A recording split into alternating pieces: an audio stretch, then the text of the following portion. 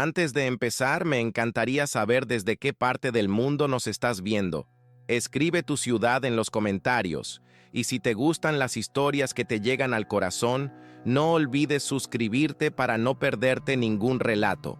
Tío, necesitaba desahogarme por aquí porque mi cabeza está a punto de explotar y no tengo a un amigo real al que llamar a esta hora de la noche sin que el tema termine siendo sobre contratos o inversiones. Pasé los últimos 20 años de mi vida creyendo firmemente que era el dueño del mundo, el tipo que venció al sistema, el CEO que todos envidiaban en las portadas de las revistas de negocios. Salí de la nada, de una infancia donde faltaba hasta lo básico, y juré que nunca más pasaría frío o hambre, así que me transformé en una máquina de trabajar 18 horas al día. El problema es que, en esa búsqueda frenética por escapar de la pobreza de mi madre, terminé encerrándome en una oficina de cristal en el piso 42 y olvidé a qué huele el césped o cómo suena una risa que no sea falsa.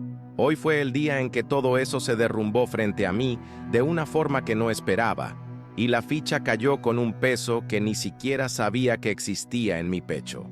Estaba en esa sala de reuniones estéril, rodeado de inversores japoneses y directores financieros que solo hablan de margen de beneficio y expansión asiática, mientras mi reloj gritaba que iba a perder mi compromiso en el parque. Fue una sensación física de asfixia, mirar a esos hombres de 1960, traje gris y darme cuenta de que no me importaban los 120 millones de dólares que estaban sobre la mesa, porque lo único que quería era no decepcionar a un niño de 6 años. Interrumpí la reunión de la nada, y tendrías que haber visto la cara de shock de mi director financiero, Ricardo, cuando simplemente cerré mi maletín y dije que tenía que irme. Me miró como si hubiera tenido un brote psicótico, porque en su cabeza y en mi versión antigua, nada en este planeta es más importante que cerrar un acuerdo de 9 cifras antes de la cena. Pero salí de allí casi corriendo, sintiendo el sudor frío resbalar por mi espalda mientras bajaba en el ascensor privado, arrancándome la corbata de seda que costó más que el alquiler de mucha gente. Me subí a mi coche de lujo y, por primera vez en años, conduje yo mismo, sintiendo el volante vibrar en mis manos y la ansiedad de quedarme atrapado en el tráfico de la hora punta, corroyéndome por dentro. Cada semáforo en rojo parecía una eternidad, y yo golpeaba los dedos en el tablero de cuero, pensando que Mateo estaría allí, mirando la entrada del parque y pensando que yo era solo otro adulto mentiroso que hace promesas y desaparece. El cansancio físico de toda la semana de reuniones pesaba en mis ojos, pero la idea de ver ese rostro decepcionado me daba una descarga de adrenalina que ningún café expreso doble de la empresa logró darme jamás en años de carrera. Cuando finalmente estacioné, llevaba 7 minutos de retraso y salí del coche casi tropezando con mis propias piernas, cambiando los zapatos sociales por las zapatillas nuevas que compró mi asistente. Corría por el césped y mi corazón parecía que se iba a salir por la boca, no por el esfuerzo físico, sino por el miedo genuino de haber perdido mi oportunidad de ser simplemente Antonio. Vi a Mateo allá a lo lejos, en medio de esa área de tierra batida que llaman campo, y se veía decaído, mirando hacia los lados con una esperanza que claramente empezaba a apagarse. En el momento en que me vio, su rostro se transformó de una manera que ninguna conquista profesional mía logró replicar jamás. Dio un grito y salió corriendo en mi dirección con los brazos abiertos. Aquel impacto de su abrazo en mis piernas fue como un choque de realidad que me hizo darme cuenta de cuánto mi vida de magnate era vacía y sin un propósito real. A él no le importaba mi Audi, no sabía que mando a miles de empleados o que construí el edificio más alto de la ciudad. Solo estaba feliz porque su amigo apareció para jugar a la pelota. Y yo allí, jadeante y sudado, sentí unas ganas absurdas de llorar en medio del parque, porque ese niño me estaba dando un valor que yo mismo ya había olvidado que poseía como ser humano. Le pedí disculpas por llegar tarde, y su respuesta fue la cosa más pura que he escuchado. Dijo que lo que importaba era que yo estaba allí, y listo, el retraso fue borrado de su existencia. Empezamos a jugar, y me vi tirándome por la tierra, ensuciando Mi ropa casual cara y sin que me importaran los rasguños en las rodillas o lo que la gente que pasaba pudiera pensar de mí. Yo era el portero suplente, el tipo que estaba allí para recibir pelotazos y reírse de las ocurrencias de un grupo de niños que no tienen nada, pero que tienen todo lo que yo perdí en el camino.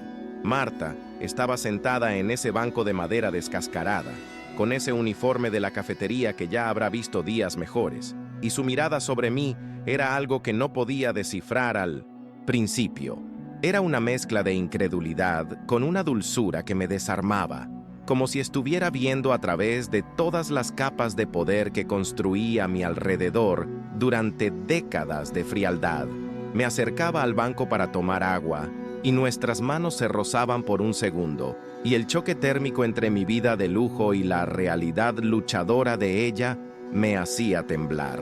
Es una mujer que se levanta temprano, toma el autobús lleno, sirve café a personas impacientes y aún tiene energía para sonreírle a su hijo al final del día, mientras yo me quejaba del aire acondicionado de mi oficina. El juego terminó y yo estaba agotado de una manera buena, un cansancio que no venía del estrés mental, sino de haber usado el cuerpo para algo que realmente genera una conexión emocional. Nos sentamos los tres allí en aquel banco y el silencio que se instaló no era ese silencio incómodo de reuniones de negocios donde todo el mundo intenta esconder sus intenciones. Era un silencio de paz, de quien está viendo el sol ponerse y entiende que ese momento es único y que el tiempo no vuelve. No importa cuántos millones tengas en la cuenta bancaria. Miré mis manos sucias de tierra y las comparé con las manos de Marta, que tenían marcas de quien trabaja duro, y sentí una vergüenza profunda de todas las veces que me creí superior por causa de mi cargo. Mateo estaba allí, distraído con una hormiga en el suelo, y me di cuenta de que él era el profesor y yo el alumno en esa escuela de la vida, donde claramente había reprobado por años. La sencillez con la que viven, en un apartamento pequeño donde el sofá probablemente es de segunda mano, humillaba la ostentación de mi dúplex minimalista que no tiene alma. Me di cuenta de que el lujo es una prisión que construimos para sentirnos seguros, pero que en realidad solo sirve para alejarnos de las personas que realmente importan. Marta empezó a hablar sobre sus planes para el fin de semana, y su voz tenía una melodía que me calmaba de una forma que ninguna música clásica o sonido ambiente de spa logró jamás. Hablaba de llevar a Mateo al museo, de cómo él está obsesionado con los dinosaurios y de cómo ella ahorra cada centavo para poder darle esos pequeños momentos de alegría. Yo escuchaba aquello y sentía un nudo en la garganta, recordando a mi madre limpiando casas para darme una educación y de cómo yo, después de hacerme rico, rara vez me detenía para agradecerle realmente. El sacrificio de esa mujer frente a mí era un espejo del pasado que intenté borrar con mármol y cristal espejado, y el dolor de darme cuenta de eso era casi insoportable. Decidí, allí en el calor del momento, que no quería que aquel día terminara y que necesitaba ser parte de esa realidad, aunque fuera por solo algunas horas más de verdad. Hice la invitación para el museo y sentí mi corazón dispararse como si fuera un adolescente, invitando a la chica más bonita de la escuela a salir por primera vez en la vida. El miedo al rechazo era real, porque sabía que Marta no se impresionaba con mi dinero y que podría considerarme un intruso en ese mundo sagrado de ellos dos. Cuando aceptó, sentí un alivio que fue mayor que cuando gané la licitación para la Jera Tower, lo cual es bizarro si te pones a pensar en la proporción de las cosas. Intercambiamos teléfonos y sentí que ese número grabado en mi celular era más importante que todos los contactos de políticos y magnates que acumulé en 20 años de carrera. Acompañé a los dos hasta el camino de salida y Mateo no soltaba mi mano, como si tuviera miedo de que me evaporara si me dejaba ir por un segundo. Marta me miraba con una cautela que yo respetaba, porque estaba protegiendo el corazón de su hijo y el de ella también, y yo sabía que no podía fallarles. Me subí a mi coche y el olor a cuero nuevo me pareció extrañamente empalagoso. como si aquel vehículo fuera un recordatorio constante de todo lo que usé para aislarme de las personas. Conduje de vuelta a mi barrio noble y las luces de la ciudad parecían opacas, porque la única imagen que quedaba en mi cabeza era la de Mateo saltando de alegría por culpa de los dinosaurios. Llegué a casa y mi dúplex parecía una galería de arte abandonada, fría y silenciosa, donde cada paso mío resonaba en las paredes blancas que costaron una fortuna pintar. Me tiré en el sofá y me quedé mirando el techo, pensando en lo patético que era por haber pasado tanto tiempo valorando cosas que no pueden darme un abrazo o preguntarme por qué estoy triste. La pregunta que Mateo me hizo el primer día, ¿por qué estás tan triste?, aún resonaba en mis oídos como una campana que no paraba de sonar en mi alma. Nadie en mi empresa se atrevió jamás a preguntarme eso, o tal vez a nadie le importaba realmente lo suficiente como para notar que el CEO se estaba muriendo por dentro. Pasé la noche entera dando vueltas en la cama, mirando el celular y esperando que llegara el sábado con una ansiedad que no sentía desde que era un niño esperando la Navidad. Empecé a cuestionar cada decisión que tomé, cada amistad que deshice porque no agregaba valor profesional, y cada relación que dejé enfriar por falta de tiempo.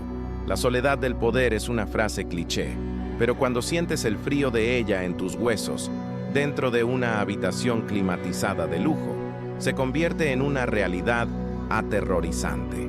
Estaba dispuesto a renunciar a todo, a cada acción de aquella constructora, si eso significaba que nunca más tendría que sentir ese vacío devorador en medio de una fiesta de gala. El sábado por la mañana llegó y me desperté antes del despertador, sintiendo una energía que no sabía de dónde venía, ya que apenas había logrado dormir de tanto pensar. Pasé horas en jugueterías, lo cual fue una experiencia surrealista para un tipo que solo frecuenta tiendas de marca y concesionarios de vehículos de alta gama tecnológica. Me vi rodeado de cajas coloridas y peluches, intentando entender qué le gustaría realmente recibir a un niño de 6 años, y la duda me consumía como si fuera un proyecto de ingeniería complejo. Terminé eligiendo un kit de paleontología, algo que pudiera usar para descubrir cosas, porque era exactamente eso lo que estaba intentando hacer con mi propia vida en ese momento. Quería que sintiera que presté atención a lo que le gusta, que no estaba simplemente comprando algo caro para librarme de la obligación de estar presente. Conducir hasta la Narvarte fue como hacer un viaje en el tiempo, volviendo a los barrios donde las personas se conocen por su nombre y los niños aún juegan en la acera sin miedo excesivo. Ver a Mateo parado frente a su edificio modesto, con esa camiseta de dinosaurio desteñida, fue la visión más hermosa que tuve en toda mi estresante semana de trabajo. Marta bajó poco después y perdí el aliento por un segundo, porque llevaba un vestido sencillo que la dejaba con un aura de reina que ninguna joya de Tiffany lograría darle. Tenía un brillo en los ojos que era una mezcla de diversión con un toque de desconfianza, como si aún estuviera intentando entender qué hacía un tipo como yo allí. Le abrí la puerta del coche y me hi pequeño ante la grandeza de esa mujer que carga el mundo sobre sus hombros sin quejarse de absolutamente nada. Mateo entró en el asiento trasero y empezó a hablar sin parar, una ametralladora de curiosidades sobre el período jurásico que yo intentaba seguir mientras conducía. El camino al museo estuvo lleno de ese parloteo infantil que es la música más sincera que existe, y me sorprendí sonriendo tanto que mis mejillas empezaron a doler. Me di cuenta de que aquel trayecto en coche era más productivo para mi salud mental que cualquier sesión de terapia de $500 que haya pagado en la vida. La conexión que se estaba formando allí era algo frágil, como un cristal que tenía miedo de romper con un movimiento brusco o una palabra equivocada proveniente de mi ego. Entramos al museo y usé mi poder para conseguir las entradas VIP, lo que me hizo sentir un poco culpable, como si estuviera intentando hacer trampa para impresionar al niño. Pero el brillo en sus ojos cuando vio el esqueleto del tiranosaurio Rex hizo que cualquier culpa desapareciera instantáneamente bajo la avalancha de alegría que emanaba por el pasillo. Caminábamos por esas salas enormes y me sentía como un niño otra vez, mirando esos fósiles y dándome cuenta de cuánto nuestra existencia es corta e insignificante ante la historia de la Tierra. Miraba a Marta y veía que estaba disfrutando cada segundo, pero siempre con un ojo en Mateo, asegurándose de que estuviera seguro y feliz todo el tiempo. Su dedicación era algo que me hacía querer ser un hombre mejor. Alguien que no piensa solo en su propio ombligo o en el próximo bono de fin de año de la junta directiva.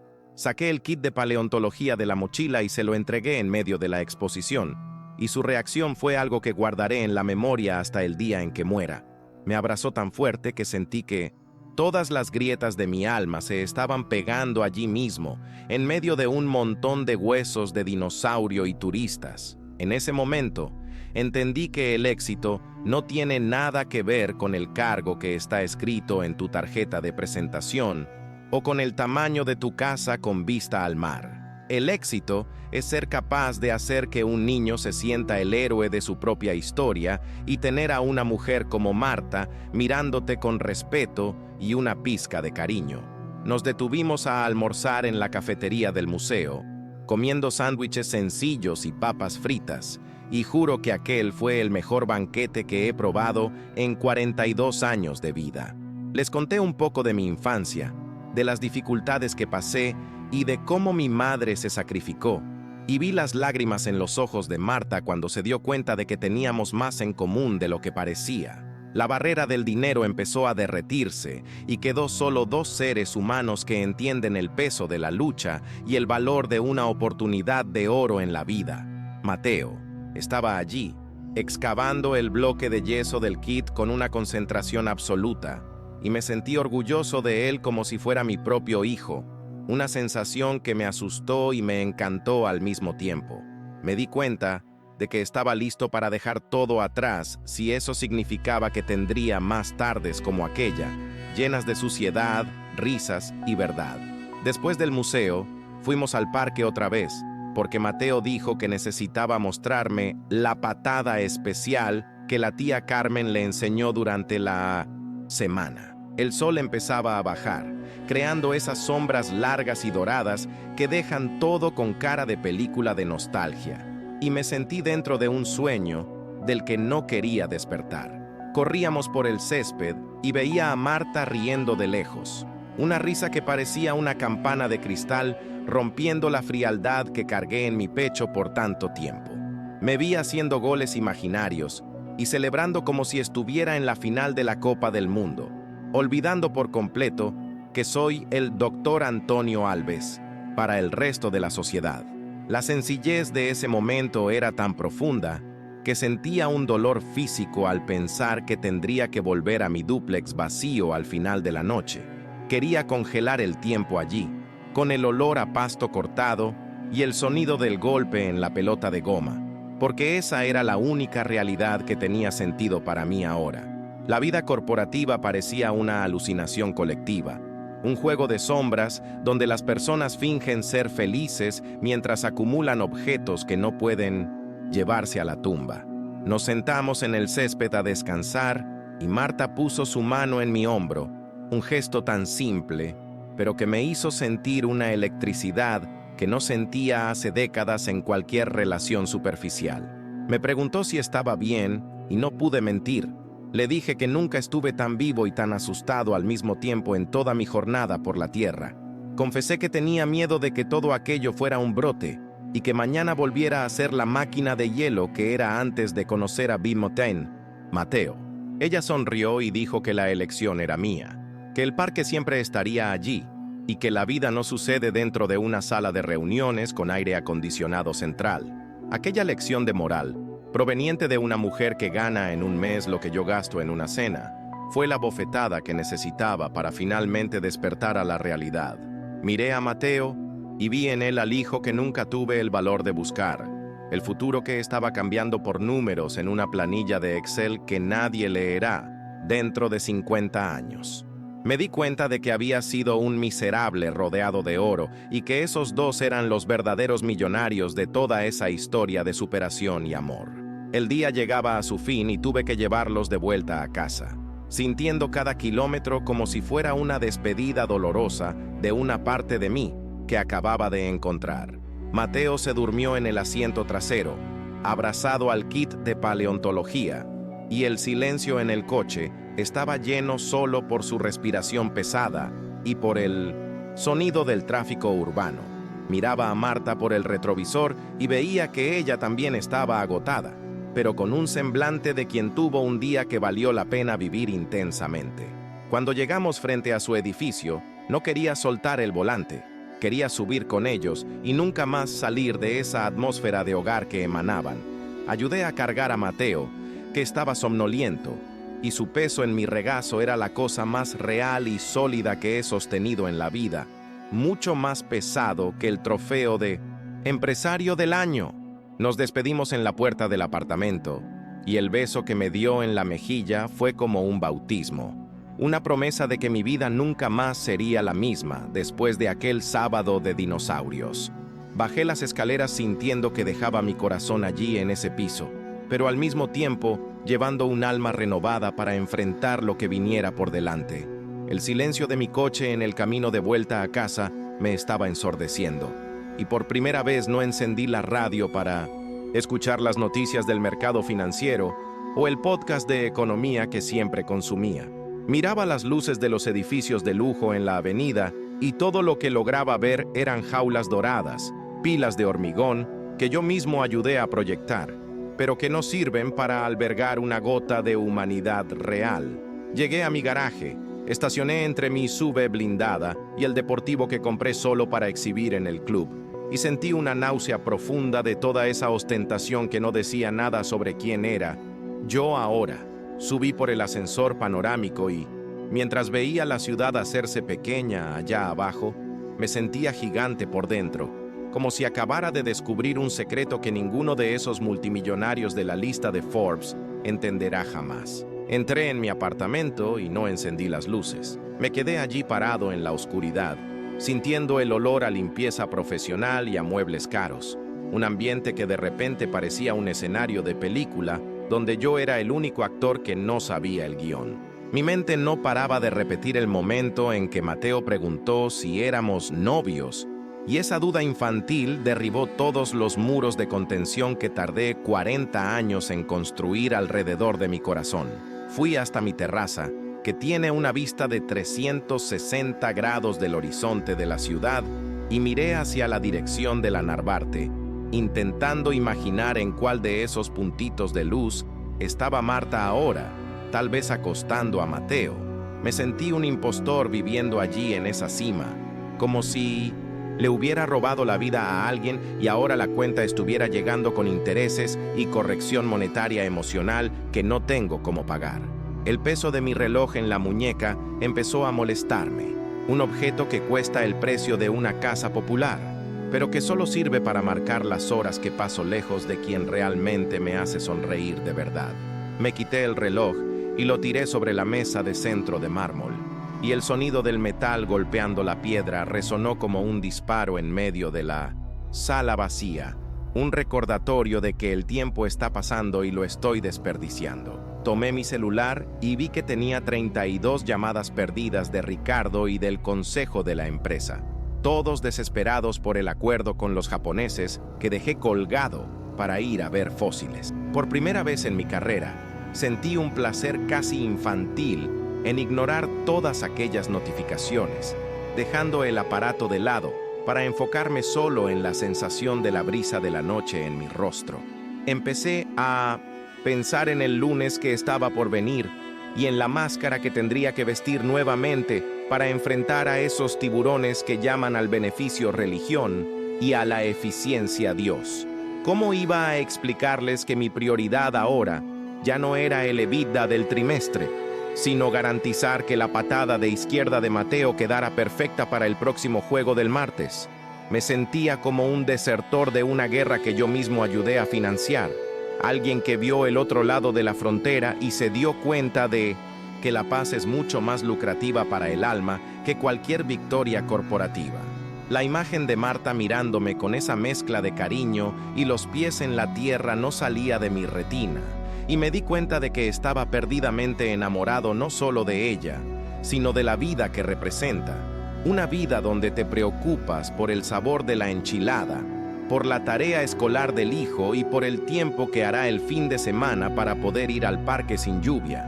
Me di cuenta de que pasé décadas huyendo de mi origen humilde para convertirme en alguien importante, cuando en realidad las personas más importantes que he conocido no tienen un centavo en el bolsillo, pero tienen el corazón rebosante.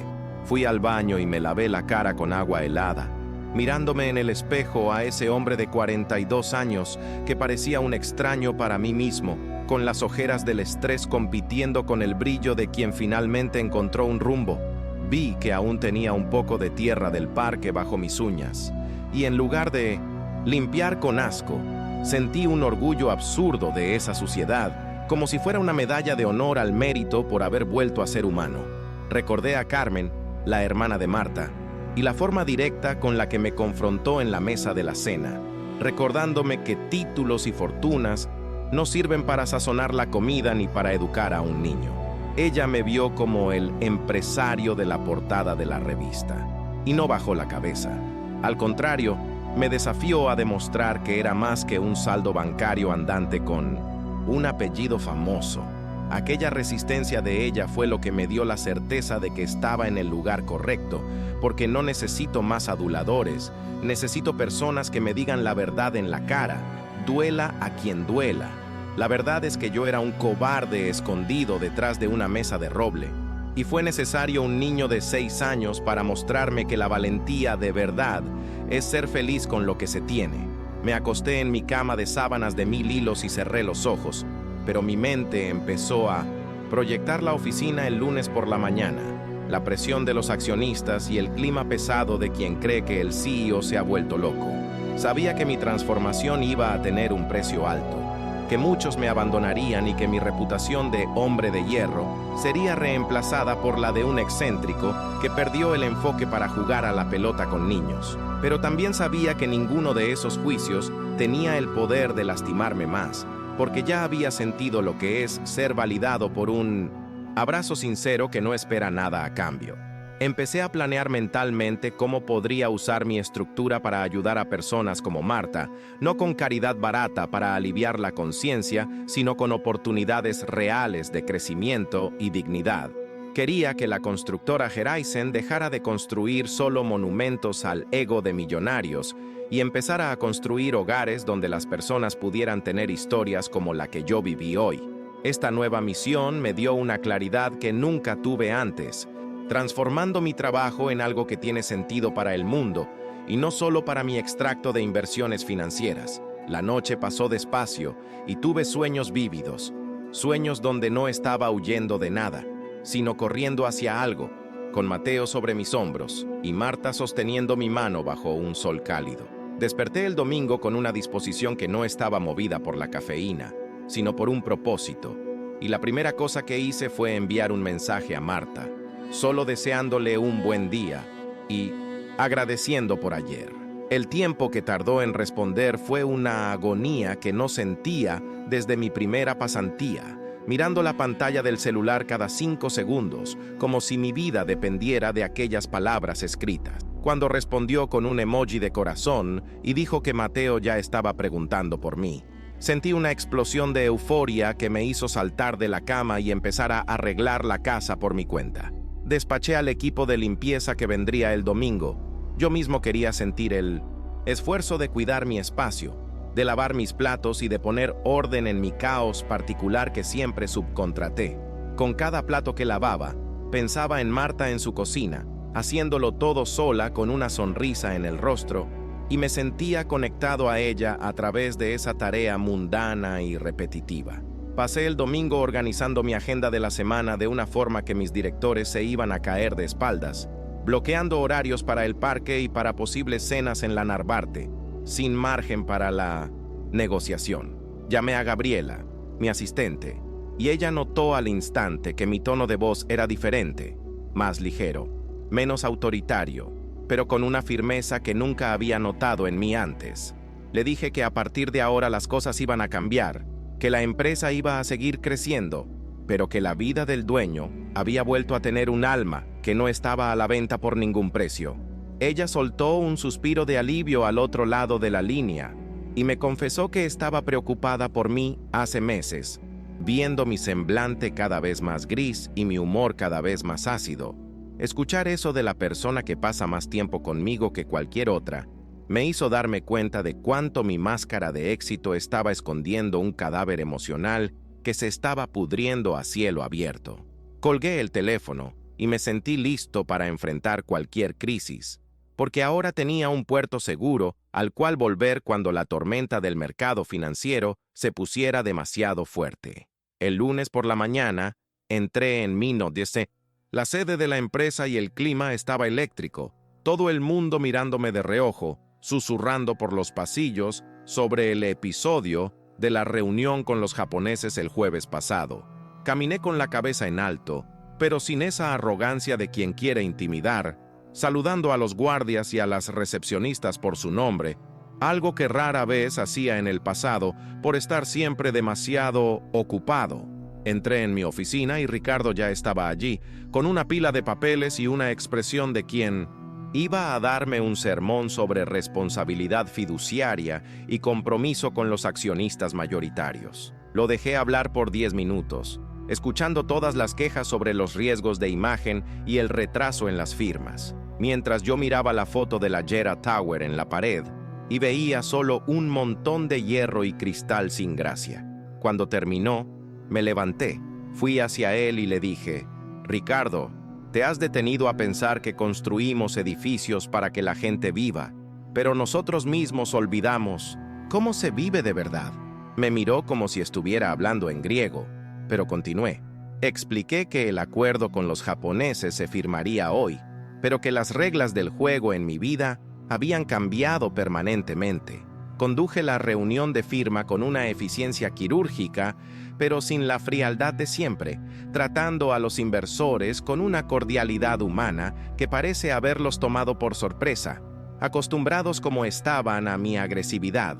Al final, cuando todos esperaban que fuera a celebrar a un restaurante de 5 estrellas con vinos caros, simplemente agradecí a todos y dije que tenía un compromiso particular inaplazable. Vi cómo se le caía la mandíbula a Ricardo nuevamente cuando salí del edificio a las 5 de la tarde, subiendo al coche y llamando a Marta para preguntarle si podía pasar por su cafetería solo para saludar rápido. Ella dijo que sí, pero que estaba muy ajetreado por el final de la jornada, y yo dije que no me importaba esperar o incluso ayudar si fuera necesario, lo que la hizo reír al otro lado de la línea.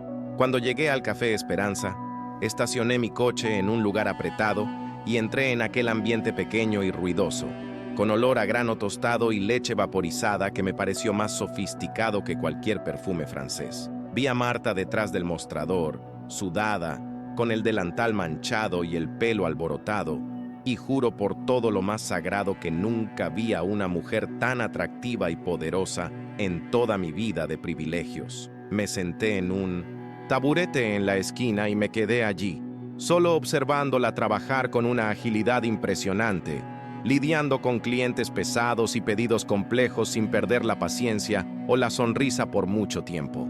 En un momento de pico, vi que se estaba liando con las bandejas de basura y las mesas sucias, y sin pensarlo 2 veces, me levanté, me quité el saco y empecé a recoger las tazas vacías de los clientes que ya se habían ido. Su susto fue tan grande que casi se le cae una cafetera, mirándome con los ojos como platos mientras el gran empresario limpiaba migas de pan de las mesas de fórmica con una servilleta de papel. No me importó que la gente mirara o lo que aquello representara para mi imagen pública. Solo quería serle útil. Quería demostrar que no estaba allí para ser servido, sino para sumar. Aquellos 20 minutos limpiando mesas fueron más terapéuticos que cualquier retiro espiritual de lujo, conectándome con la realidad del trabajo manual que tanto intenté olvidar, que un día formó parte de la historia de mi familia. Cuando bajó el movimiento, ella se acercó a mí, secándose el sudor de la frente con el antebrazo, y me dio una mirada que mezclaba gratitud con una ternura que me hizo sentir que había ganado el mayor premio de mi vida.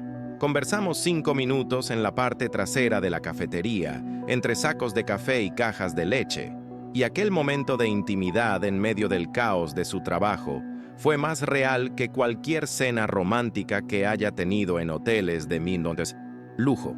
Me contó que Mateo estaba en la escuela y que el kit de paleontología ya había resultado en una excavación en la alfombra de la sala que iba a dar un trabajo inmenso limpiar, pero hablaba con un brillo de orgullo que me contagiaba. Le conté sobre la reunión con los japoneses y sobre cómo me sentí un alienígena en mi propia oficina, y ella me tomó la mano con las yemas de los dedos ásperas y me dijo que el mundo es de quien tiene la valentía de ser quien es.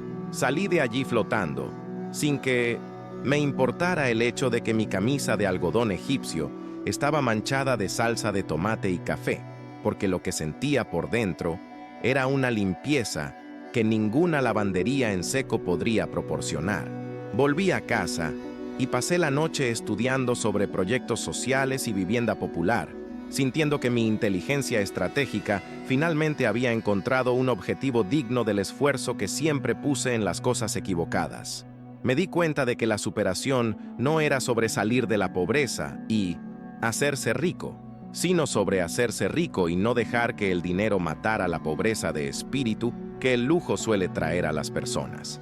Llegó el martes y era el día del gran juego en el parque, y pasé toda la mañana resolviendo asuntos pendientes en la constructora con una prisa que dejaba a mi secretaria mareada, solo para garantizar que nada me impediría salir en el horario acordado. Llegué al parque antes que Mateo esta vez, y me quedé allí sentado en nuestro banco, sintiendo el sol de la tarde y observando el movimiento de las personas comunes que solía ignorar desde lo alto de mi coche blindado. Vi a Mateo viniendo de lejos y ya traía la pelota bajo el brazo, corriendo como si su vida dependiera de aquel juego, y me di cuenta de que mi vida ahora también dependía de aquella alegría genuina. El juego fue intenso. Me di un porrazo que rompió mis vaqueros y manchó mi codo de sangre, pero me levanté riendo, sintiendo el dolor físico como un recordatorio de que estoy vivo y de que puedo lastimarme sin que el mundo se acabe por ello. Marta estaba allí, animándonos, y con cada gol que Mateo hacía, intercambiábamos una mirada de complicidad que estaba construyendo un puente indestructible entre nuestros mundos tan diferentes. Me di cuenta de que el éxito es tener a quien mirar cuando haces un gol, aunque el gol sea solo una patada a una pelota de plástico entre dos mochilas que sirven de portería. Después del juego, fuimos a por helados a un carrito de la calle y me vi discutiendo sabores de vainilla y chocolate con Mateo, como si fuera la decisión más importante de mi consejo de administración de todo aquel mes. Nos sentamos en el bordillo de la acera y dejé que mi helado se derritiera en la mano, mientras escuchaba a Mateo planear nuestra próxima expedición de paleontología, ahora en busca de fósiles reales que juraba que estaban escondidos en el patio de su escuela. Miraba a Marta y veía que estaba relajada, que la desconfianza inicial estaba dando paso a una aceptación que me llenaba por completo, haciéndome sentir que finalmente había sido aprobado por quien realmente importa. Me invitó a pasar por su casa a cenar de nuevo, diciendo que Carmen iba a hacer una receta nueva y que Mateo no paraba de insistir en que yo debía evaluar el sazón personalmente. Acepté al instante, cancelando una cena con el alcalde que estaba programada hace semanas, sin sentir la más mínima punzada de culpa o de miedo por las consecuencias políticas que aquello pudiera generar para mi constructora. Me di cuenta de que el poder de decir no a lo que es superfluo y sí a lo que es esencial es la mayor libertad que un hombre puede conquistar en su trayectoria por la tierra. La cena en su casa fue aún más especial que la primera, con Carmen tratándome como a un viejo conocido de la familia y dándome tareas en la cocina como si yo no fuera el dueño de un patrimonio de cientos de millones. Piqué cebolla, lavé la lechuga y llevé los platos a la mesa, sintiendo una satisfacción profunda en ser solo un ayudante más en aquel engranaje doméstico que funciona a base de amor y sacrificio mutuo. Nos reímos de las historias de la escuela de Mateo, de las meteduras de pata que Carmen cometía con los alumnos, y me sorprendí contando historias de mi infancia que nunca me había atrevido a revelar a nadie, ni siquiera a mis exesposas. La vulnerabilidad que sentía allí no era debilidad, era la fuerza de quien ya no necesita máscaras para ser aceptado, de quien entendió que la verdad es el único cimiento que no se cae con el tiempo o con la crisis. Cuando la cena terminó y Mateo se fue a dormir, Marta y yo nos quedamos en la minúscula terraza de su apartamento, mirando el movimiento de la calle y sintiendo que el silencio entre nosotros dos ahora estaba lleno de una promesa silenciosa de futuro. Le tomé la mano y sentí que el mundo entero estaba en paz, que la Gera Tower podría caerse mañana y yo seguiría siendo el hombre más rico del universo, porque tenía su mano en la mía. El giro en mi vida no fue ganar más dinero o construir un edificio más grande. Fue darme cuenta de que pasé la vida entera construyendo muros cuando debería haber estado construyendo puentes para llegar al corazón de las personas. Entendí que la justicia de verdad no sucede solo en los tribunales, sino cuando decidimos que nadie debe ser invisible por culpa de su cuenta bancaria o de su profesión de camarera. La lección de moral que me llevé fue que la superación no es el destino final, sino el camino de vuelta a casa, de vuelta a quien éramos antes de que el mundo nos dijera que necesitábamos ser algo grande para tener valor. Miré a Marta y le dije que estaba dispuesto a cambiarlo todo, a recalibrar mi empresa para servir a la comunidad, y ella me respondió con un beso que fue la firma del contrato más importante que he cerrado en mi vida. Salí de allí de madrugada, caminando hasta mi coche bajo la luz de las farolas de la Narvarte, sintiendo que era un hombre nuevo, un hombre que finalmente había entendido que la mayor construcción de un arquitecto es la propia felicidad compartida.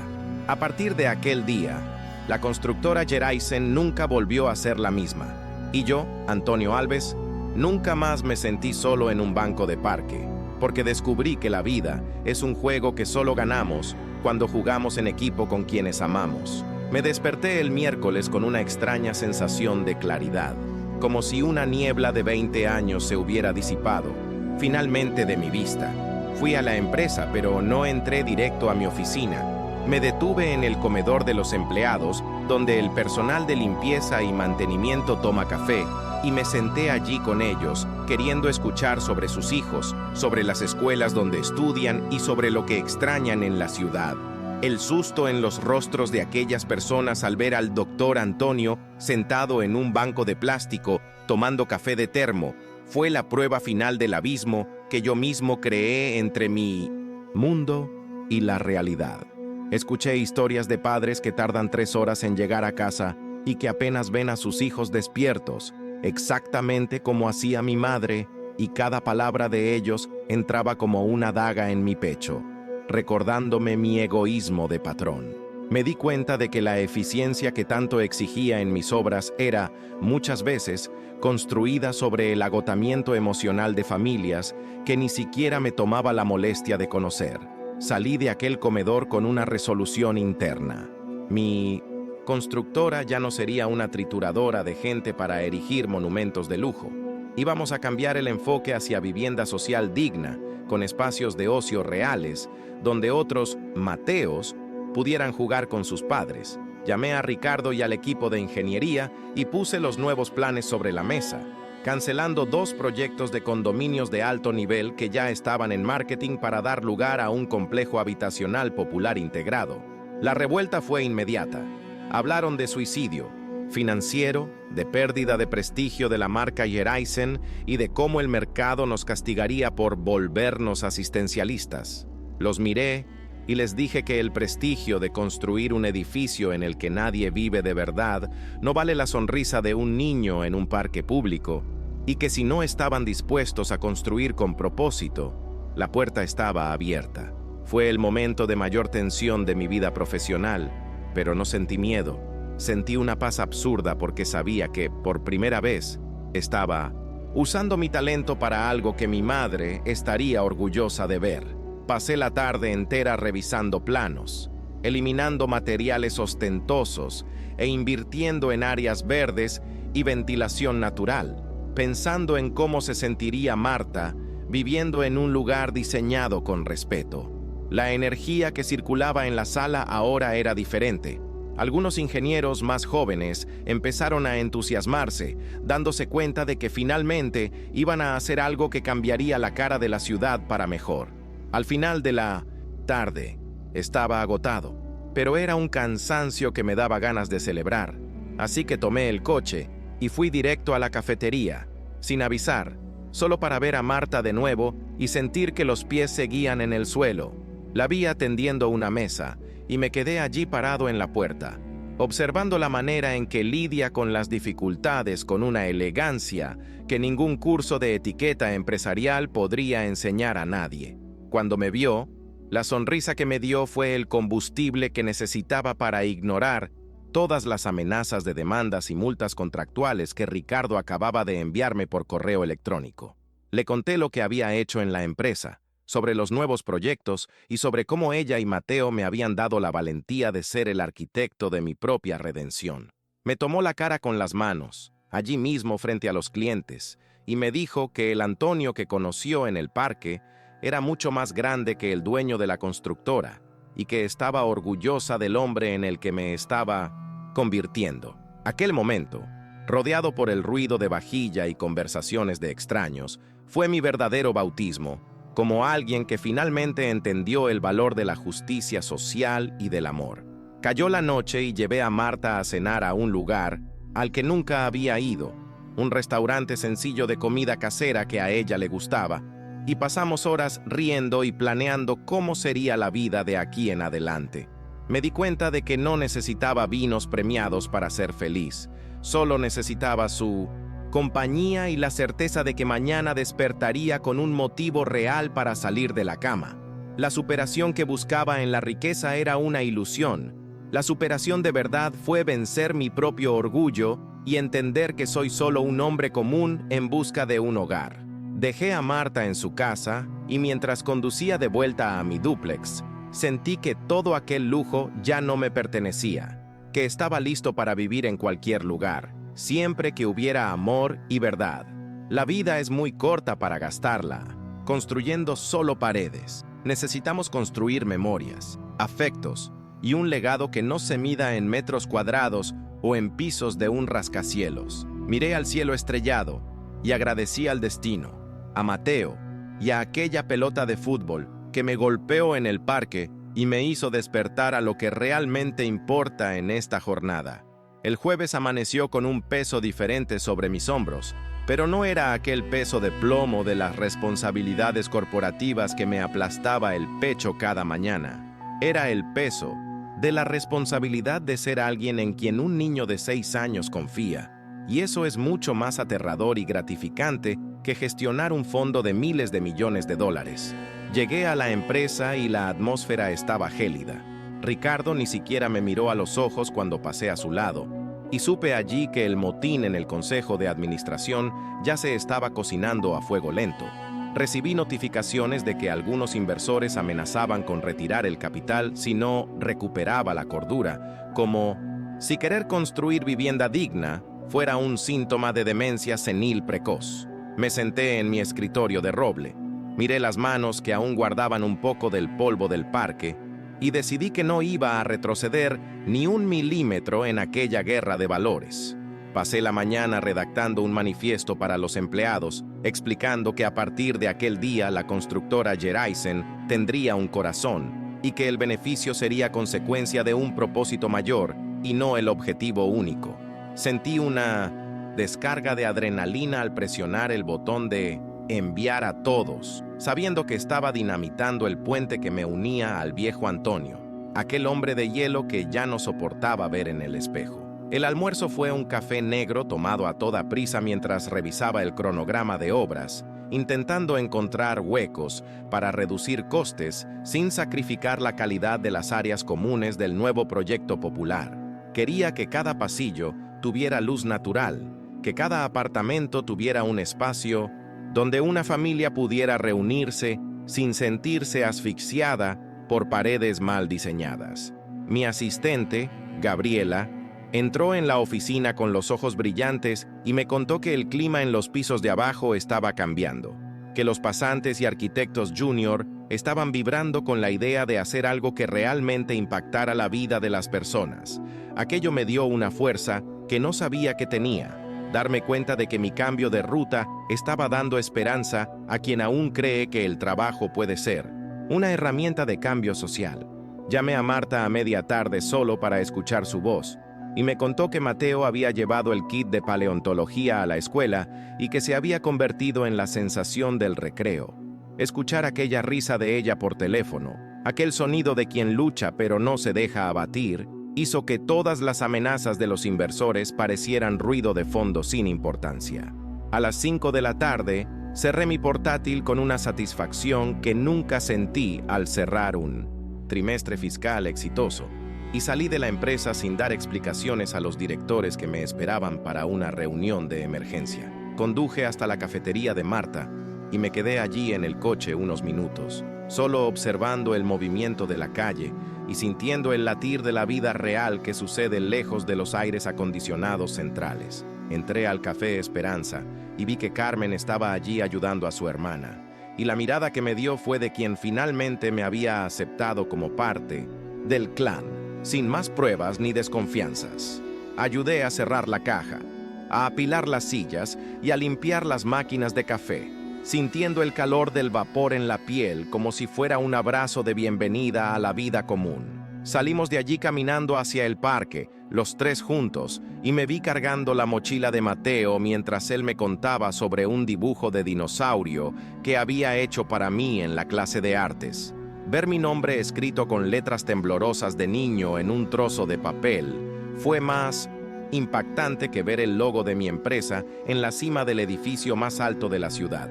El juego en el parque fue más tranquilo hoy, pero la conexión fue más profunda. Ya no estaba visitando aquel mundo. Sentía que pertenecía a ese césped, a esa luz de final de tarde y a esas risas. Marta se sentó a mi lado después de que los niños dejaron de correr y nos quedamos allí, viendo el cielo cambiar de color, hablando sobre el futuro sin el miedo que siempre tuve a comprometerme emocionalmente. Me di cuenta de que la verdadera superación no es vencer a los demás en el mercado laboral, sino vencerse a uno mismo y a su necesidad de aprobación externa. La miré y supe que no importaba lo que sucediera en el consejo de administración la próxima semana. Yo ya había ganado el juego más importante de mi vida. El giro fue completo. El magnate ahora encontraba paz en un banco de madera, y el hombre que lo tenía todo descubrió que el todo era solo una ilusión para esconder la falta de un hogar verdadero.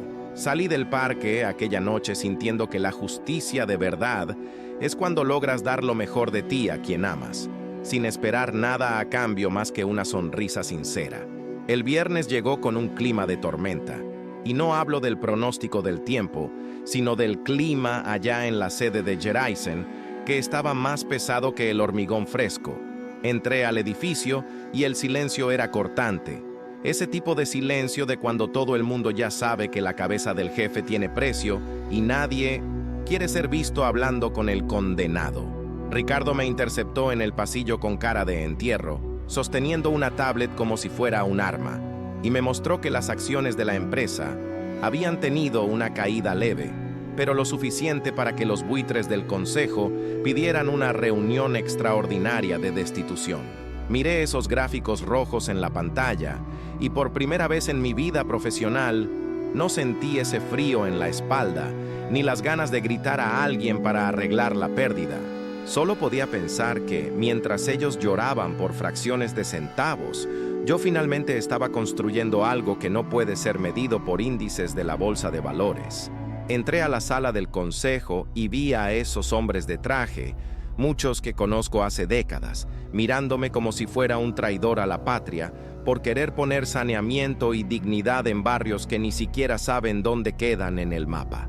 La reunión fue una masacre de egos, con ellos echándome en cara que estaba destruyendo el legado de la marca y que la filantropía debería hacerse con mi dinero personal, no con los activos de la compañía. Escuché todo con una calma que me asustó, recordando el olor al café de Marta y la mano pequeña de Mateo tirando de mí para jugar, y me di cuenta de que nada de lo que dijeran podía alcanzarme ya. Me levanté y dije que el legado de una empresa no es el rastro de dinero que deja, sino las vidas que transforma, y que si querían un CEO robot, estaban en el lugar equivocado. Puse mi cargo a disposición allí mismo, diciendo que prefería ser un hombre libre en la Narvarte que un prisionero de lujo en esa mesa de mármol rodeado de gente vacía. La cara de shock de ellos no tuvo precio, porque nadie espera que un hombre renuncie a tanto poder por culpa de un ideal que no se traduce en dividendos inmediatos. Salí de la sala sin mirar atrás, sintiendo el peso del mundo resbalar de mis hombros mientras caminaba hacia el ascensor, dejando atrás 20 años de una carrera que ahora parecía solo un prólogo demasiado largo. Cuando llegué al estacionamiento, no me subí a mi coche de lujo directo. Me quedé allí parado, respirando el aire contaminado de la ciudad y sintiendo una libertad que nunca experimenté ni en mis vacaciones más caras en Europa. Llamé a Marta y le conté que acababa de presentar la renuncia a mi propia vida antigua, y su voz, entrecortada por la emoción, fue la única validación que necesité para saber que tomé la decisión correcta. Me dijo que fuera directo a la cafetería, que íbamos a celebrar con el café más fuerte de la casa y con los planes para nuestro futuro, el de verdad, sin filtros de Instagram o informes de auditoría. Conduje por la ciudad y los edificios que construí parecían diferentes ahora, como si fueran solo esqueletos de un tiempo en el que aún no sabía lo que era ser feliz de verdad. Me di cuenta de que la verdadera justicia fue haber tenido la oportunidad de cambiar antes de que fuera demasiado tarde, antes de que me convirtiera en uno de esos viejos amargados que solo tienen dinero para contar. La superación fue entender que no perdí una empresa, gané una vida, y que el patrimonio más valioso que tengo ahora cabe en un abrazo apretado de una mujer y de un niño. Llegué al Café Esperanza y no entré como el cliente importante de siempre. Entré como el Antonio que está listo para empezar de nuevo, para poner manos a la obra y para construir algo que tenga alma. Marta vino corriendo y me abrazó en medio del salón, y ni me importaron las miradas curiosas de los clientes o el hecho de que ahora era un ex multimillonario en potencia. Mateo apareció poco después, con las rodillas raspadas y la sonrisa de quien no tiene miedo a nada, y me preguntó si ahora iba a tener más tiempo para que fuéramos a cazar dinosaurios de verdad en el patio. Me agaché, lo miré bien a los ojos y prometí que mi tiempo ahora era todo de ellos, y que íbamos a construir el parque más hermoso que esta ciudad haya visto. Un lugar donde nadie se queda triste solo en un banco. El giro final fue darme cuenta de que el éxito es lo que sentimos cuando llegamos a casa y percibimos que somos amados por lo que somos, y no por lo que tenemos o lo que representamos. La lección de vida que me llevo es que nunca es tarde para derribar tu propio imperio si está bloqueando la vista hacia lo que realmente importa: el amor, la verdad y la dignidad humana. El lunes siguiente fue mi primer día como un hombre oficialmente común, y juro que el silencio de mi celular, sin las notificaciones frenéticas de la bolsa, era el sonido más hermoso que había escuchado jamás. Me desperté, hice mi propio café y, en lugar de vestir el traje blindado de siempre, me puse un pantalón de sarga y un polo, sintiendo que mi piel finalmente podía respirar sin el peso de aquella armadura social. Fui a la cafetería de Marta no para ser cliente, sino para que nos sentáramos con un cuaderno y empezáramos a diseñar el proyecto de nuestra pequeña consultoría de arquitectura social, enfocada en reformas para quien realmente lo necesita. Ricardo me llamó una última vez, intentando convencerme de que aceptara un cargo de consejero consultivo para salvar las apariencias, pero respondí que mi apariencia nunca estuvo tan bien como ahora, sucia de tiza y esperanza. Me di cuenta de que pasé años diseñando espacios para personas que nunca se detenían en ellos, y que ahora iba a diseñar hogares para personas que valoran cada centímetro de pared, conquistada con sudor. La sensación de estar al mando de mi propia narrativa, sin tener que rendir cuentas a un grupo de accionistas sin rostro, me dio una euforia que ningún bono de rendimiento logró jamás igualar. Pasamos la mañana discutiendo cómo transformar el garaje de una ONG en la periferia, en una biblioteca comunitaria, y me vi usando toda mi experiencia en ingeniería para ahorrar centavos y maximizar el impacto humano. Marta miraba mis dibujos y daba sugerencias sobre la circulación de aire y el confort térmico, aportando una visión práctica de quién sabe lo que es vivir en lugares apretados y mal diseñados. Me di cuenta de que ella era la socia que busqué toda la vida en oficinas de lujo y nunca encontré. Alguien que entiende que la arquitectura debe servir a la vida, y no al revés. Mateo estaba allí en la esquina, dibujando sus propios proyectos de parques con toboganes en formato de cuello de dinosaurio, y le prometí que un día íbamos a sacar aquello del papel. El hambre que sentía ahora no era de poder o de conquista territorial. Era el hambre de ser útil, de ver una pared ser levantada y saber que detrás de ella habría una familia protegida y feliz. Descubrí que mi verdadero talento no era acumular capital, sino traducir la dignidad en formas sólidas, en ladrillos que cuentan historias de superación y no solo de beneficio inmobiliario. Al final del día, fuimos los tres a nuestro parque. Pero esta vez no había aquella sombra de tristeza o el peso de una mentira sobre mi cabeza como una nube negra. Me senté en el césped con Marta, viendo a Mateo correr con sus amigos, y sentí que cada elección difícil, cada pelea en el consejo y cada pérdida financiera valieron la pena para llegar a aquel momento de paz absoluta. Miré mis manos y vi que las marcas del trabajo y del tiempo estaban empezando a contar una historia de quién realmente vivió, y no de quien solo vio la vida pasar desde una cúpula de cristal.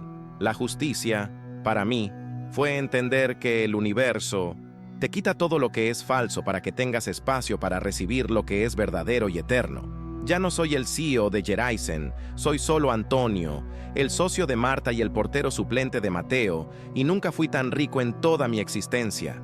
El giro es que no perdí mi imperio, simplemente cambié su dirección hacia el interior de mi propio pecho, donde no hay crisis que puedan sacudir la estructura. La primera obra de nuestra consultoría fue en una ocupación en el centro, un edificio antiguo que el gobierno había olvidado y que albergaba a 30 familias viviendo en condiciones que harían que cualquier accionista de Jeraysen tuviera un ataque de nervios. Llegué allí con mi cinta métrica, mi cuaderno de notas y una caja de herramientas básica, y sentí un nudo en el estómago que no sentía desde mi primer día de pasante en una obra. La gente me miraba con desconfianza, al fin y al cabo. ¿Qué hacía un tipo con cara de rico allí prometiendo reformar la instalación eléctrica y el tejado sin cobrar un centavo de beneficio? Marta estaba a mi lado, conversando con las mujeres, entendiendo las necesidades de las cocinas colectivas, y su presencia era el puente de confianza que necesitaba para empezar a trabajar. Pasé el día entero subiendo escaleras maltrechas, mapeando filtraciones y sintiendo el olor a moho y a comida sencilla, y cada detalle técnico que resolvía parecía un ladrillo siendo colocado en la reconstrucción de mi propia integridad. Me di cuenta de que la ingeniería de verdad no trata de columnas de sustentación para edificios de lujo, sino de sustentar la esperanza de quien ya fue invisible para el resto de la sociedad por demasiado tiempo.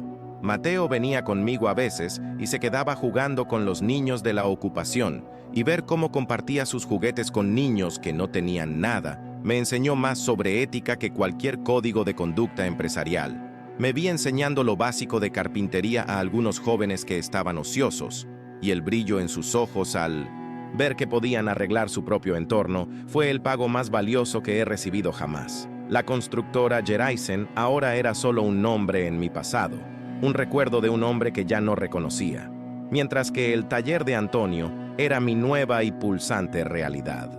Vendí mi SUV blindada y compré una camioneta usada para cargar material de construcción, y el ruido del motor viejo me daba una sensación de libertad que el silencio del coche eléctrico de lujo nunca me proporcionó. Descubrí que el peso de un saco de cemento en el hombro es mucho más ligero que el peso de una mentira en el corazón, y que el sudor del trabajo honesto limpia el alma de cualquier rastro de arrogancia. La justicia, para mí, se estaba haciendo con cada gotera detenida y con cada bombilla encendida en un pasillo que antes era pura oscuridad y miedo.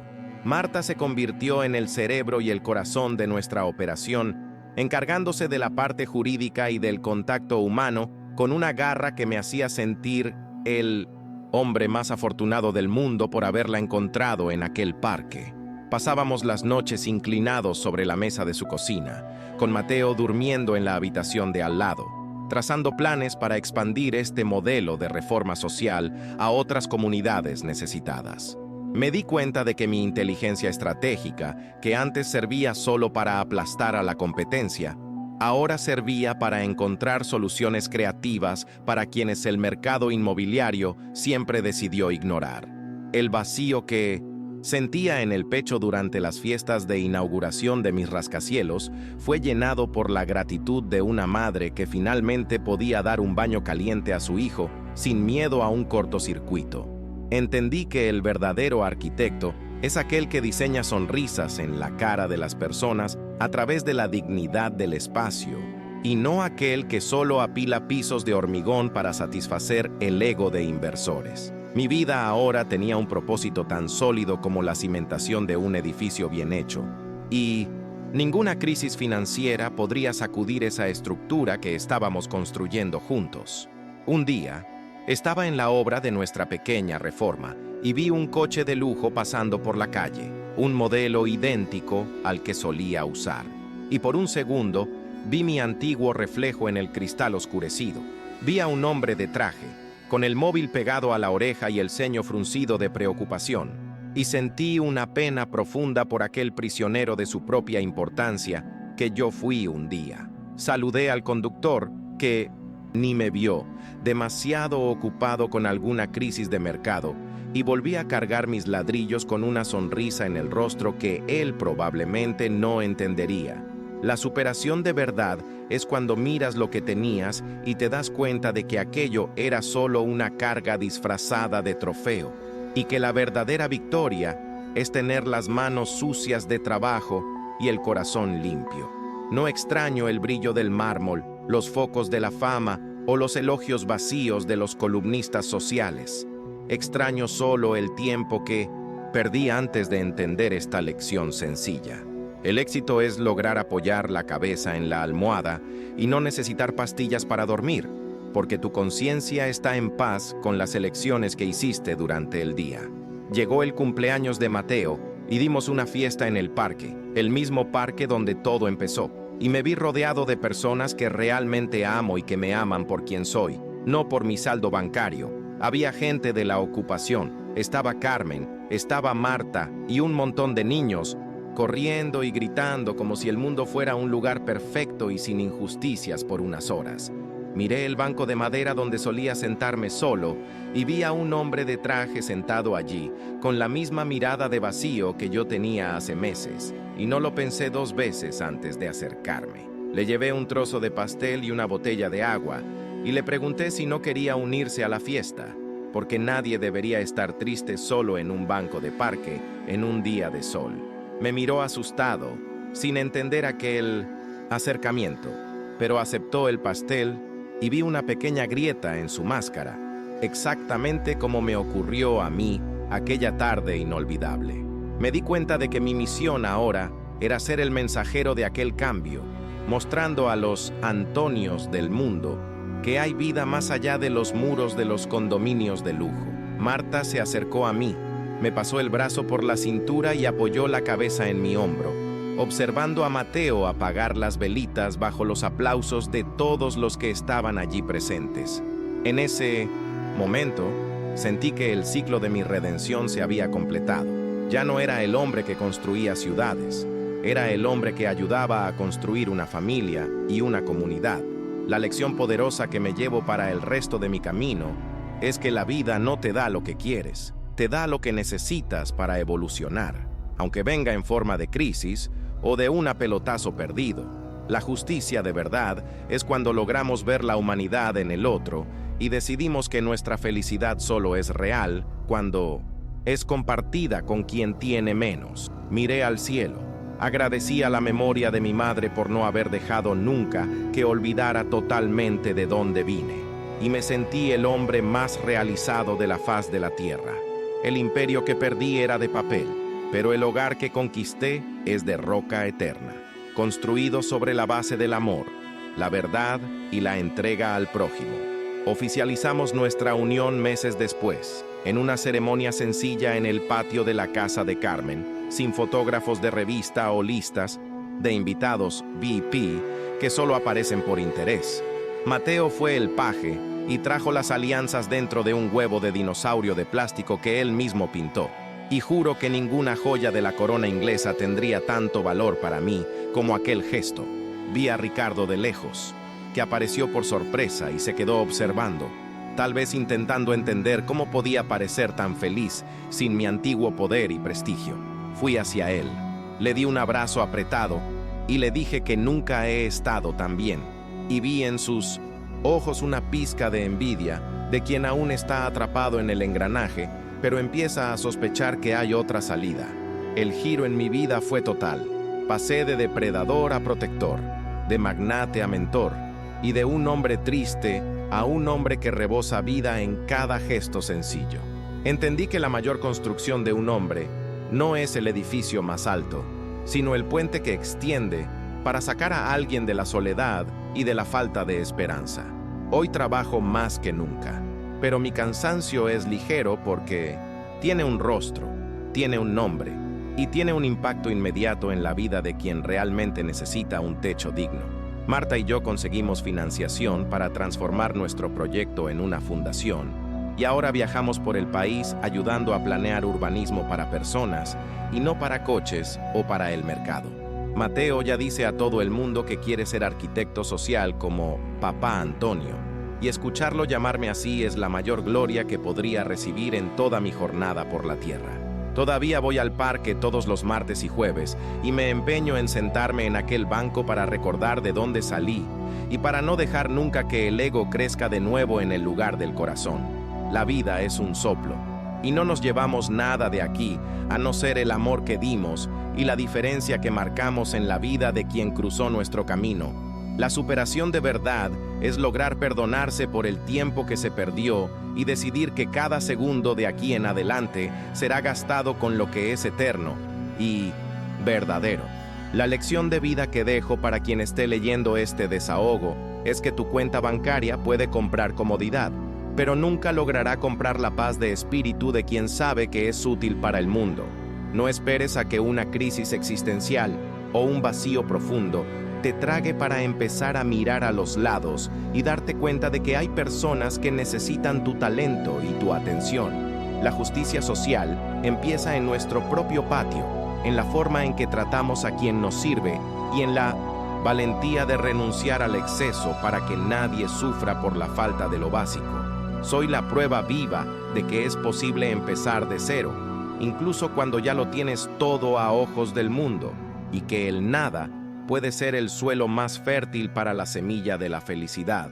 Mira hacia el banco del parque más cercano y mira si no hay alguien allí necesitando una invitación para jugar a la pelota, o simplemente un oído atento para desahogar sus dolores y sus esperanzas. La vida solo tiene sentido cuando nos convertimos en la respuesta a la oración de alguien, y agradezco todos los días haber sido la respuesta para Mateo y él para mí. El sol se está poniendo ahora aquí desde la ventana de mi nueva oficina, que es sencilla pero llena de luz y de dibujos de dinosaurios pegados en las paredes de ladrillo, visto que yo mismo ayudé a asentar. Veo a Marta llegando con Mateo, los dos riendo por alguna tontería que pasó en la escuela, y siento que mi misión apenas está empezando, pero que la base ya está bien consolidada. Ya no necesito rascacielos para sentirme alto. Solo necesito las puntas de los pies de Mateo para que me alcance y me dé un beso de buenas noches antes de volver a casa. Mi historia no es sobre un empresario que se quedó pobre. Es sobre un hombre que descubrió que la pobreza de espíritu era su verdadera miseria y que la riqueza de alma era su destino final. La superación es un proceso diario de elección entre el tener y el ser, y yo elijo ser Antonio, el hombre que juega al fútbol en el parque, y que construye casas con alma para quienes el mundo olvidó. El giro fue lo mejor que me pasó, y dejo esta marca profunda en el mundo, no con hormigón, sino con el amor que aprendí a sentir y a practicar todos los días de mi vida. Si esta historia tocó tu alma y llegaste hasta este punto, escribe amén en los comentarios. También envía este video a 3 amigos que necesiten recordar hoy mismo lo que realmente importa en la vida.